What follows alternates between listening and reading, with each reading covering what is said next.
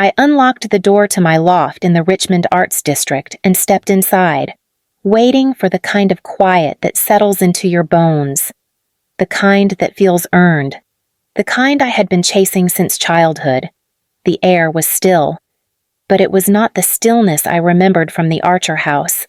That silence had been sharp, a warning, something you survived by shrinking your voice until it fit between the cracks of other people's moods. This quiet felt different. It held space instead of stealing it. I set my bag down and touched the edge of my workbench, the one place where my hands always knew what to do. Restoration had taught me how to breathe, how to steady myself, how to rebuild what someone else damaged. My phone buzzed. A missed call from my mother. Then another. I stared at the screen, feeling the familiar tug in my chest. I silenced it and turned away. For a moment, one small, fragile moment, I let myself believe I was starting over, that this loft, paid for with years of late nights and careful planning, would finally be mine and only mine. The phone lit again. A text this time. Mom, call when you settle in. Family needs to coordinate some things. I exhaled slowly. Nothing in that message sounded like a request. I walked to the window and looked out at the street. People moving with purpose, unaware that a single text could unravel the peace someone fought years to earn. I had spent so long trying to be reasonable that it had become a habit, one that hollowed out more of me than I realized. I turned my phone face down and whispered, mostly to myself, "Not tonight." If you have ever tried to build a life outside of the version your family expects from you, you know exactly how heavy a single message can feel. If that is you, you can stay with me here. Drop a comment, tell me where you're listening from, and let me know if any of this feels familiar. Tonight was supposed to be quiet. I had no idea how quickly that quiet would be taken from me.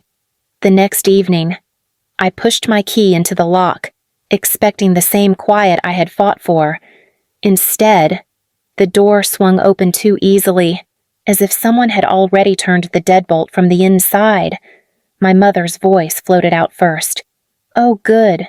Nora, you're home." I stepped inside and froze. Denise was sitting on my sofa with a cup of tea she did not buy. My father, Gerald, had his feet propped on my coffee table like he owned the building. And in the far corner, a ring light glowed harshly against the loft walls. Sienna was filming herself in my space. My mother looked at me as if nothing was wrong. "We thought this layout would really help your sister's content. The lighting is wonderful here." "Why are you in my loft?" I asked quietly. Denise smiled, bright and practiced. "Sweetheart, you never changed the spare key I gave you when you were 20. I told you to let me keep it for emergencies. That was 8 years ago." I said, "Well," she replied, "this is an emergency." My father cleared his throat. "We need to have a family discussion. Your mother and I agreed that this loft is too big for one person. It should be a shared family asset." I stared at him. "A shared asset I bought this place." Denise waved her hand. "Nora, we all contributed to your success in some way. It is only fair we benefit from the space. You know how Sienna's career depends on having the right environment." Sienna did not even look up. "Mom, this angle makes my jawline look incredible. Can you move?" My mother scooted aside obediently. I stepped closer, keeping my voice steady. "You let yourselves in. You made yourselves at home. And you did not tell me," Gerald shrugged. "You were always so dramatic about privacy. This is family." The word landed like a slap. Denise stood, smoothing her blouse. "We already arranged rooms. Your father and I took the larger space. My back needs good support. You can use the front room. Sienna needs the guest room for her work." Behind them, the ring light hummed. I felt that old familiar tightening in my chest, the one I learned to control as a child, the one that told me to stay quiet or be accused of overreacting. I swallowed it down and forced my voice to remain calm. "None of you live here," I said. My mother gave me a slow, pitying look. "Oh, Nora, you will understand once we explain everything." I felt the shift then subtle, cold, as if the ground beneath my feet had changed without warning. Something in me knew this was only the beginning. My mother moved toward the kitchen with a kind of rehearsed purpose, the way she always did when she was about to justify something deeply unreasonable. "Come here, Nora." We made a chart so everything stays fair. The word fair sent a small chill up my spine. When I reached the refrigerator, a sheet of pastel paper was taped to the door with 2 of my magnets I bought on a trip they never cared about. At the top, in my mother's looping handwriting, were 4 words: Archer Family Contribution Ledger. Denise tapped the first line. "Utilities will be split 3 ways. That includes water, electricity, and Wi-Fi. You use most of it anyway with your work." Gerald spoke without looking at me. "Groceries too. Your mother and I eat simple meals, but Sienna needs high-quality ingredients for her wellness content." My eyes moved down the page. A 3rd line read, "Creative Development Fund for Sienna. Monthly amount to be determined." I turned toward my sister. "You created a fund for yourself." Sienna shrugged.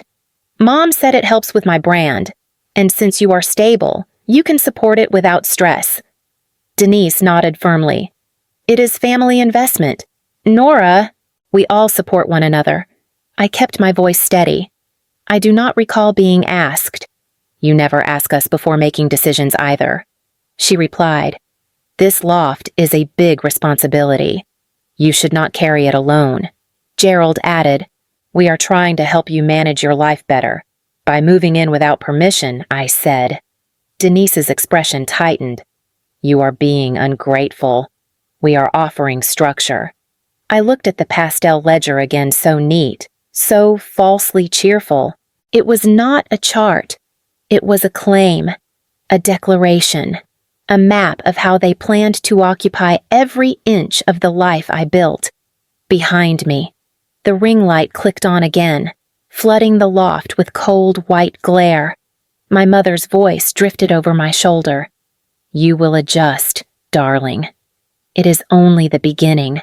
And I felt something settle inside me, quiet, firm, unmovable, not adjustment, something else. My mother waited for me to react. She always did. The louder her demands became, the more she expected me to break first. But I had already learned how to hold still in a storm. I walked past her without a word and went straight to my workbench. Gerald scoffed behind me. "There she goes, shutting down." Same as always. My fingers brushed the torn archival map I had been restoring. Thin fractures ran across the parchment rips made by someone careless, repaired by someone patient. I steadied the edge with my thumb, the gesture calming the tremor inside me. Sienna's voice floated from across the room. "Mom, seriously, can you tell her to be normal? This vibe is killing my shoot." Denise's heels clicked toward me. "Nora, you cannot ignore us. We made decisions as a family." I kept my gaze on the map. "You made decisions. I was not included. You never include us either." She answered, "You disappear into your little projects and act like everything is fine." "My projects," I repeated quietly. "You mean my job?" Denise sighed as if I were a stubborn child. "Sweetheart, we are trying to guide you. You always struggle with boundaries. This is why we stepped in." I let my hand rest flat on the map. Stepping in is not the same as stepping over. Sienna snapped her tripod shut. "Just say you are overwhelmed and let everyone help." God, you make everything so dramatic. A small, humorless breath escaped me. I have not raised my voice once. "That is not the point," Denise said. "Your silence is manipulative." There it was, the line they used my entire life. Silence used as evidence. Restraint twisted into guilt.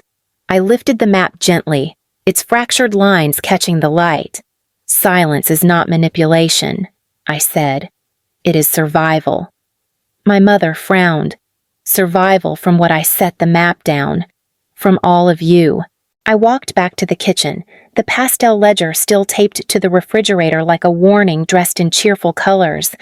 Denise followed closely, her voice sharp with expectation. "Nora, do not walk away while we are talking." I reached for the paper. She stepped forward as if to stop me, then froze when I peeled it off the door with calm, deliberate hands. Sienna huffed. "Can you not be dramatic for once?" I folded the ledger once, then again, then slipped it into the recycling bin. No ripping, not a single raised voice. Just removal. Gerald stood from the sofa. "What exactly are you doing?" "Replacing something," I said. I reached into my file drawer and pulled out a document I had printed months ago, long before I signed the final purchase papers, long before I knew I would ever need it. Its header was bold, formal, unmistakable official occupancy policy Archer Archive Preservation Trust. I walked back to the fridge and placed it where the ledger had been, securing it with the same 2 magnets. Denise blinked. "What is that supposed to be?" "A policy," I said. Gerald stepped closer. "A joke." "No." Sienna tilted her head. "Why is there a trust with our last name on it, and why does it sound legal?" I met their eyes one by one. "Because it is legal. The loft belongs to the trust. I am its manager, and the trust requires lease agreements for anyone staying here." Denise laughed once, sharp, confused. "Nora, do not be absurd. We are your family. That does not make you authorized occupants." A silence fell, the kind that cuts. Sienna crossed her arms. "So what? You are kicking us out. You have until Thursday." I said, 8 a.m. Gerald's voice cracked first. "You cannot be serious." I held the line. "I am enforcing policy." My mother stared at me as if seeing a stranger. But I was not new. I was simply no longer theirs to manage. For a moment, no one spoke. The only sound was Sienna's ring light humming behind us like a spotlight waiting for a confession. Denise finally exhaled. "You are not thinking clearly. Nora, you do not make decisions like this. You never have. You have always needed guidance." Her words loosened something old in me, a memory I had tried to bury. I sat at the edge of the counter. "Guidance," I repeated. "Is that what you called it 3 years ago?" My mother stiffened. "This is not the time to dredge up ancient drama." "It is not ancient," I said. "It is exactly why we are here." Sienna rolled her eyes. "Oh my God, if this is about the money, it is," I said, cutting her off. "All $12,500 of it." Gerald looked irritated. "We already explained no," I said quietly. "You justified. You never explained." The memory unfolded in my mind with painful clarity: the dining table, my grandfather's handwriting on 2 envelopes, the way Sienna tore hers open before the rest of us sat down. I kept my voice steady. Grandpa left that money to both of us, equally, for our futures. Sienna slumped onto the couch. I was pursuing my career. Denise nodded. "And you were stable. Nora, you always have been. Your job was secure. Your routine never changes. You did not need that money the way your sister did. You said it was a loan," I reminded her. Gerald lifted his chin. "It was an investment in the family." "The family," I echoed. "But only one member spent it." Sienna's tone sharpened. "I needed a branding trip. Miami was where all the major creators were meeting that year. You would not understand. You spent every dollar," I said. "On hotels, photographers, designer outfits, not on real estate courses, not on a license, not even on a single resume." She shrugged. "Things changed." "Yes," I said. "They did. The moment I realized that you all saw me as the one who always had enough to give." Denise stepped forward.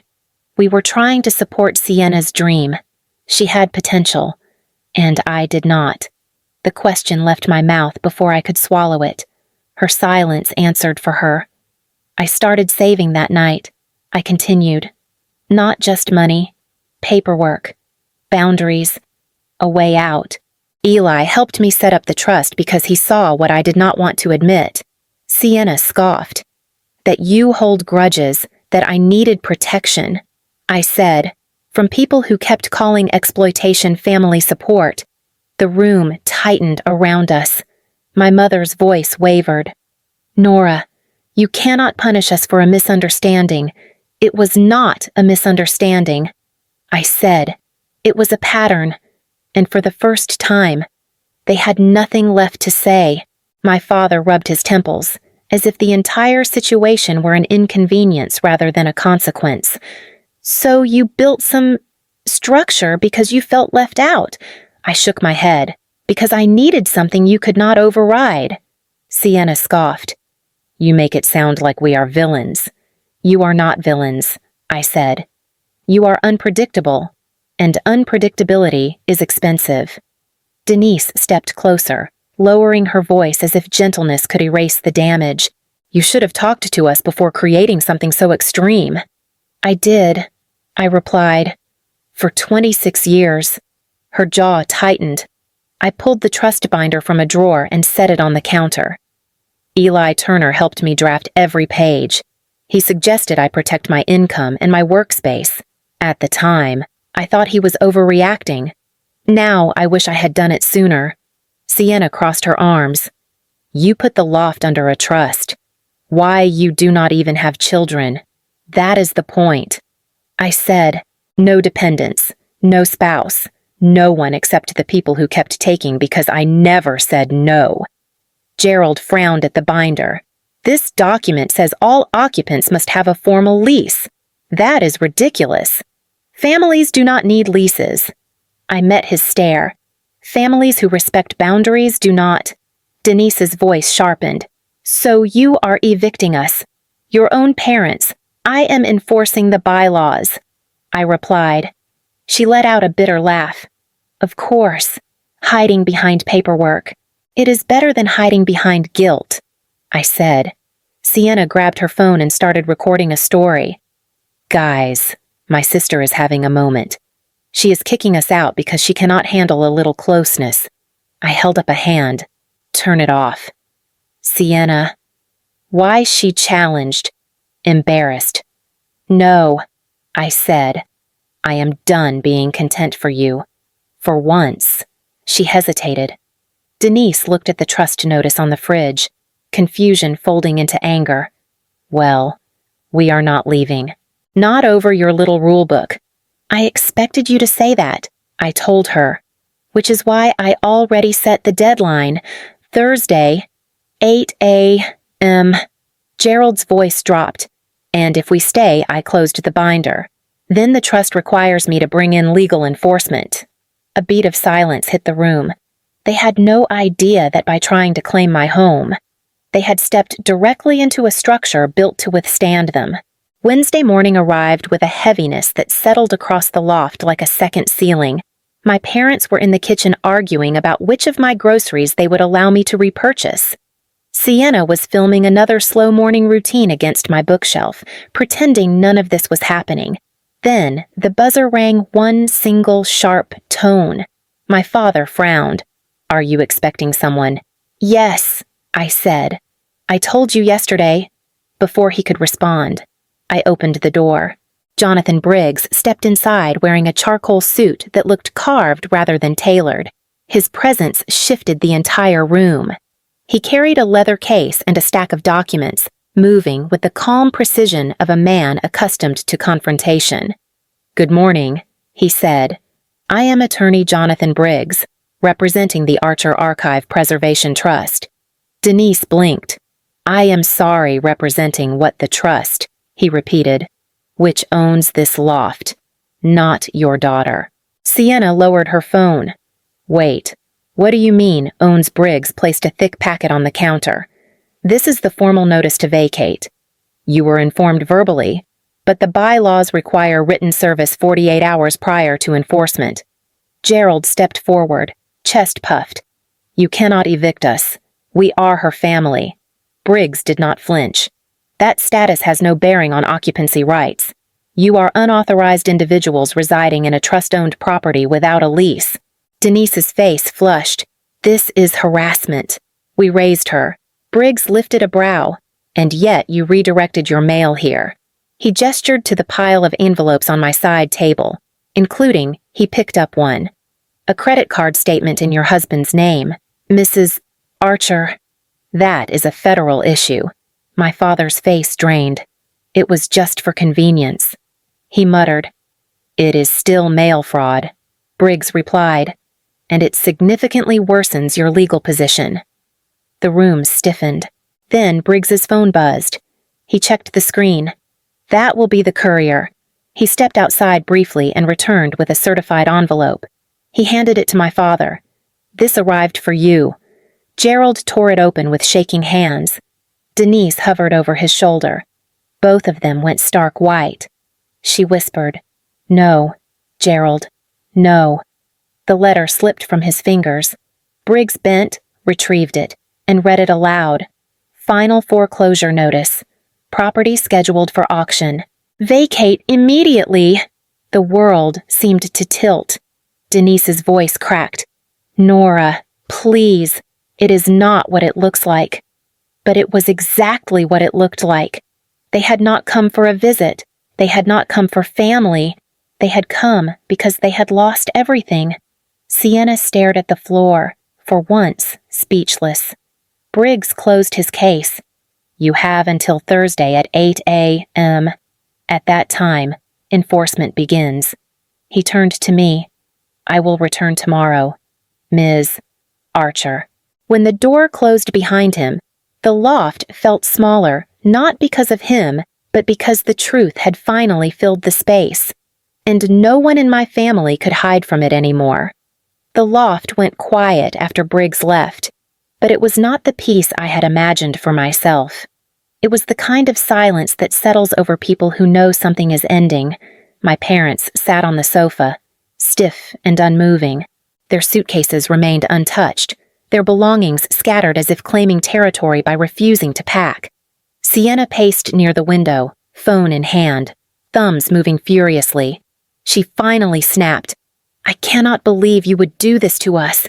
Do you understand how humiliating this is? I kept my voice level. Humiliating for who? For all of us. She shot back. People are already asking why I am filming somewhere new. My followers notice everything. My mother let out a shaky breath. Nora, this is not right. Families pull together during hardship. They do not throw each other onto the street. You did not tell me you were losing the house, I said quietly. Denise's eyes flicked away. We were handling it.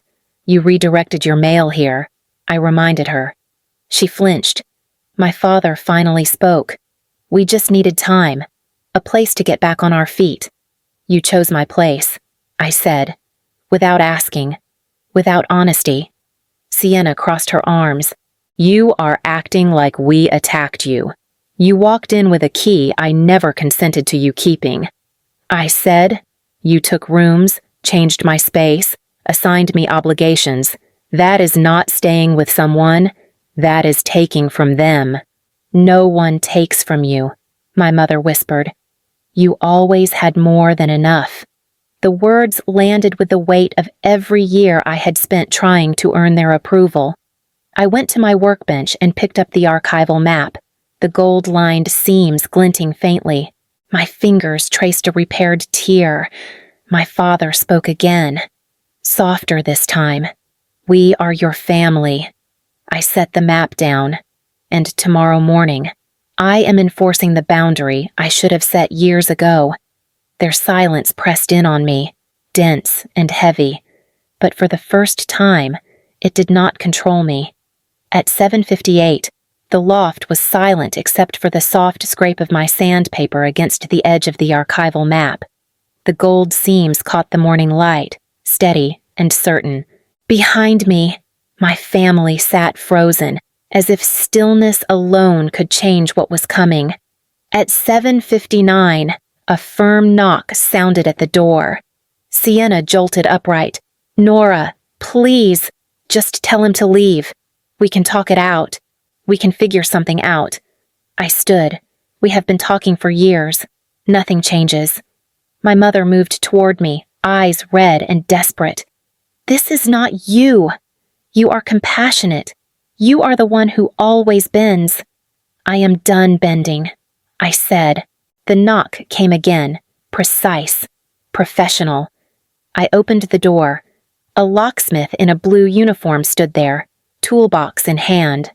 Morning. I am here for the Archer Trust lock replacement. Come in, I said. The moment he stepped inside, Denise grabbed my arm, her nails pressed hard, the way they used to when she wanted me quiet as a child. Nora, do not do this, she pleaded. We have nowhere else. The house is gone. Everything is gone.